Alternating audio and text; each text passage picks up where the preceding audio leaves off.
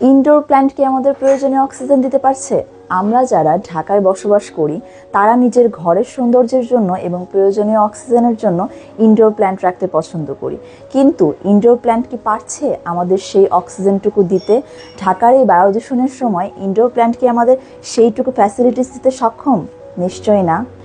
Stamford ইউনিভার্সিটির বায়ুমণ্ডলীয় দূষণে বিশ্লেষণ অনুযায়ী 2023 সালে ঢাকার বায়ুমান সূচকে স্কোর ছিল 171, যা আগের বছর ছিল 163।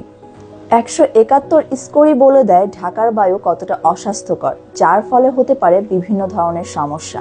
বায়ু দূষণের ফলে শ্বাসকষ্টের রোগীর আক্রান্তের সংখ্যা বাড়ছে, বিশেষ করে প্রবীণ ও শিশুরা এতে মারাত্মকভাবে আক্রান্ত হচ্ছেন।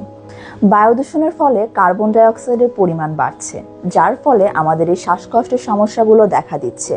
অক্সিজেন বাড়াতে আমাদের প্রয়োজন গাছ, কিন্তু বড় বড় বটগাছ থেকে আমরা যে পরিমাণ অক্সিজেন পাই, ছোট ছোট ইনডোর প্ল্যান্টসগুলোর থেকে আমরা কি সেই পরিমাণ অক্সিজেন পাচ্ছি?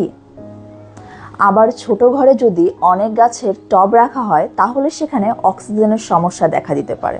ডাচ জীববিজ্ঞানী ইয়ান ইঙ্গেনহোচ বলেন, ঘরের ফুল গাছের টবে বাতাস তেমন একটা পরিশুদ্ধ হয় না। সুতরাং আমরা বুঝতেই পারছি ইনডোর প্ল্যান্ট এই বায়ু দূষণের সময় আমাদের পরিপূর্ণ অক্সিজেন দিতে পারছে না।